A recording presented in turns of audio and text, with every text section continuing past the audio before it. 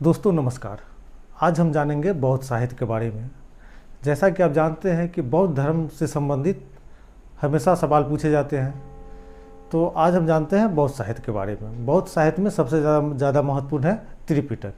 पिटक का अर्थ होता है टोकरी, त्रिपिटक का अर्थ हो गया 3 टोकरी। तो आइए देखते हैं।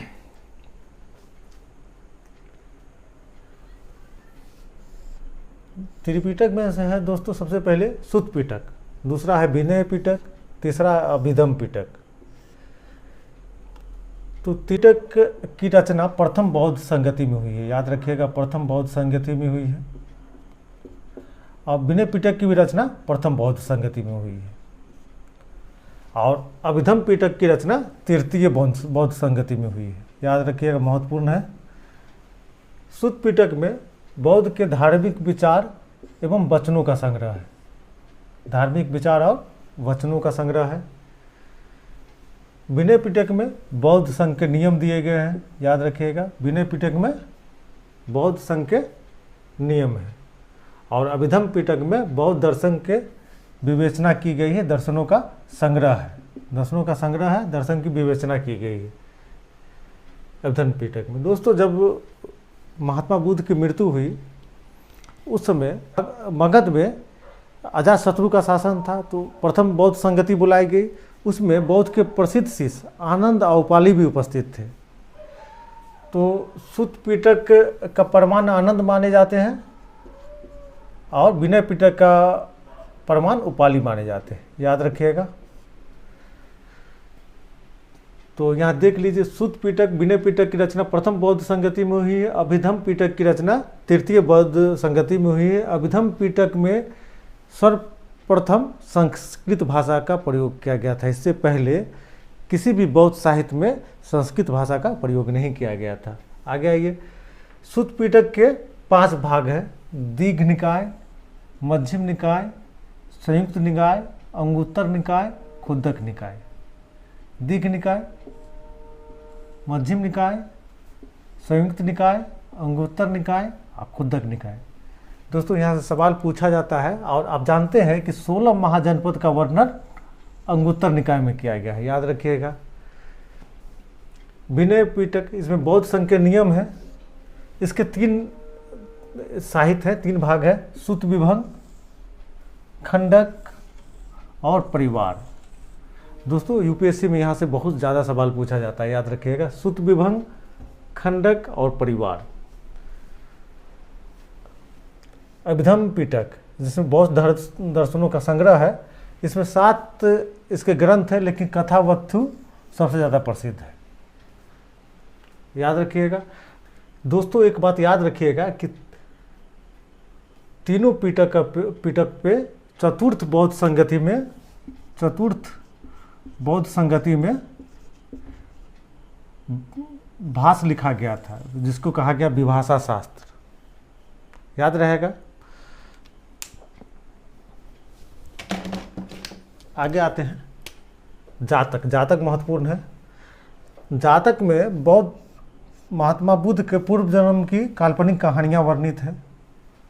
जातक में महात्मा बुद्ध की पूर्व जन्म की काल्पनिक कहानियां वर्णित है, याद रखिएगा। निकाय भी बौद्ध साहित्य से संबंधित है। बौद्ध धर्म का सिद्धांत एवं कहानियों का संग्रह है इसमें। जातक में पूर्व जन्म की काल्पनिक कहानियां हैं महात्मा बुद्ध की। निकाय में बौद्ध धर्म का सिद्धांत एवं कहानियों का संग्रह है। उसके अलावा अन्य बौद्ध साहित्य देखते हैं तो बुद्ध घोष बौद्ध विद्वान थे, इनकी रचना है विशुद्ध मग्ग। बुद्ध घोष की रचना है विशुद्ध मग्ग। दोस्तों दीपवंश, महावंश बौद्ध साहित्य है। दीपवंश की रचना 4वीं सदी में हुई है और महावंश की रचना 5वीं सदी में हुई है। दोनों पाली भाषा में दोनों ग्रंथ को लिखा गया है और यह श्रीलंका की साहित्य है, याद रखिएगा, दीपवंश, महावंश। एक और प्रसिद्ध पुस्तक है मिलिंद-पन्हो। मिलिंद-पन्हो, दोस्तों मिलिंद-पन्हो में यूनानी शासक मिनांडर और बौद्ध विद्वान नागसेन के बीच जो वार्तालाप हुआ उसका संग्रह है, याद रखिएगा, बहुत ज़्यादा पूछा जाता है यहाँ से। मिलिंद-पन्हो में मिनांडर और नागसेन के बीच वार्ता लाभ का संग्रह है। महावस्तु, महावस्तु भी एक बौद्ध साहित्य है, याद रखिएगा, महावस्तु भी एक बौद्ध साहित्य है। आगे आइए, असघोष, असघोष बौद्ध विद्वान थे, इनकी 3 रचना प्रसिद्ध है, बुद्ध चरित्र, सौंदरानंद, सारिपुत्र प्रकरण, सारिपुत्र प्रकरण, बुद्ध चरित्र, सौंदरानंद, सारिपुत्र प्रकरण। तो दोस्तों याद हो गया होगा, एक बार और देख लेते हैं। असघोष की 3 रचना है, बुद्ध चरित्र, सौंदरानंद, सारिपुत्र प्रकरण।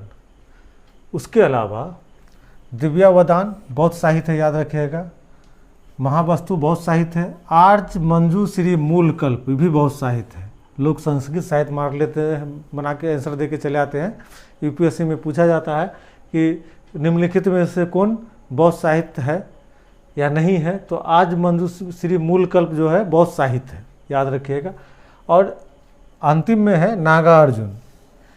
नागार्जुन शून्यवाद के प्रवर्तक हैं, बौद्ध विद्वान थे, इन्होंने प्रसिद्ध साहित्य माध्यमिक कारिका की रचना की है, याद रखिएगा, माध्यमिक कारिका की रचना की है। नागार्जुन बौद्ध धर्म से संबंधित थे, शून्यवाद के प्रवर्तक थे, इनकी प्रसिद्ध रचना है माध्यमिक कारिका।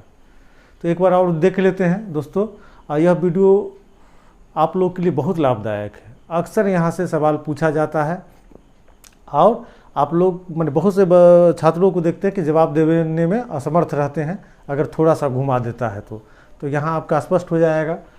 त्रिपिटक में 3 पिटक है, सुत्त पिटक, विनय पिटक, अभिधम्म पिटक। सुत्त पिटक, विनय पिटक की रचना प्रथम बौद्ध संगति में हुई है।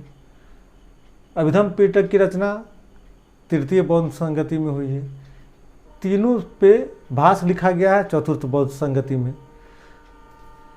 सुत्त पिटक के लिए आनंद को प्रमाण माना जाता है, ये महात्मा बुद्ध के शिष्य थे। विनय पिटक के लिए उपालि को प्रमाण माना जाता है, ये भी बुद्ध के शिष्य थे। जातक में पूर्व जन्म की काल्पनिक कहानियां हैं। निकाय में बौद्ध धर्म का सिद्धांत एवं कहानियां हैं। सुत्त पिटक में धार्मिक विचारों का संग्रह एवं वचनों का संग्रह है। विनय पिटक में बौद्ध संघ के नियम है। अभिधम्म पिटक में बौद्ध दर्शनों का संग्रह है। उसके अलावा बुद्ध घोष जो बौद्ध विद्वान थे, इनकी रचना है विशुद्ध भाग। अक्सर आपको एग्जाम हॉल में यह सवाल दिखेगा, विशुद्ध भाग। असघोष भी बौद्ध विद्वान थे, बौद्ध के जानकार थे, बौद्ध धर्म से संबंधित थे। इनकी 3 रचना है, बुद्ध चरित्र, सौंदरानंद, सारिपुत्र प्रकरण।